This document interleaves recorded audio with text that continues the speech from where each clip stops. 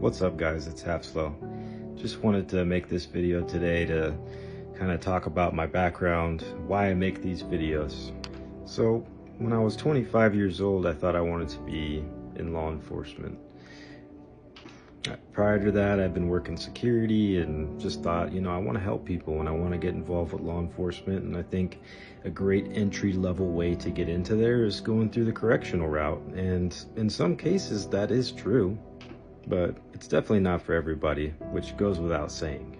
And obviously I have accrued some haters somehow, some way, throughout this process of just releasing these stories that I have from when I used to be in corrections. And, it's surprising to have that negativity, but again, it is online, so nothing surprises me.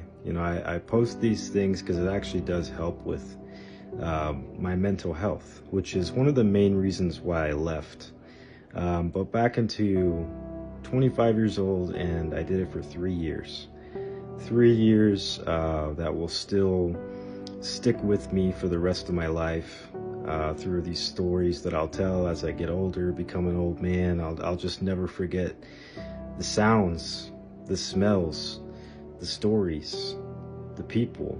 There's a lot of things that you just will never forget when you're exposed to an environment like that, and you can't understand unless you've been there. It's easy for society to lock somebody away, throw away the key, and just forget that they even exist. That's why correctional officers always get my praise. So if you yourself or somebody that is in law enforcement, first responder, correctional officers, thank you. Thank you for your service. Thank you for what you do for our communities. And it's just not appreciated enough, And one of the big things that was very, very difficult to deal with is, when you're working in a place like that, you have to be firm, fair, and consistent with every single inmate, every single person that you interact with on a day-to-day basis. That was something that was taught to me in the academy. And so if you're going to be an asshole, you need to be an asshole to every single person, every waking moment of the fucking day. And I just didn't have the energy for that. I was firm, fair, and consistently just neutral. And I just tried to treat people with respect while also upholding the rules.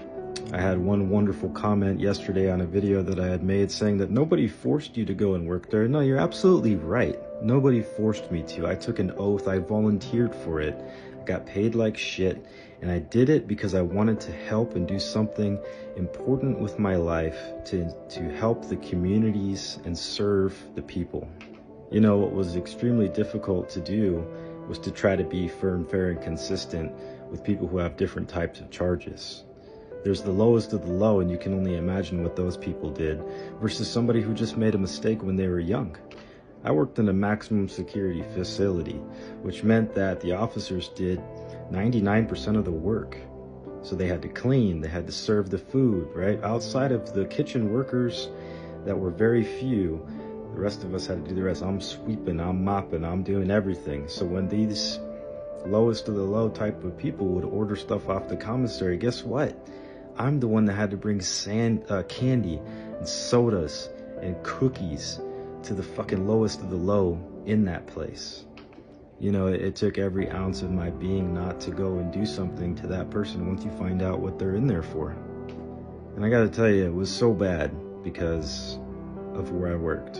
Total population of that town was about 4,000 people. And for 12 to 16 hours a day, I'm locked up too. I'm locked up right with those guys inside of that prison.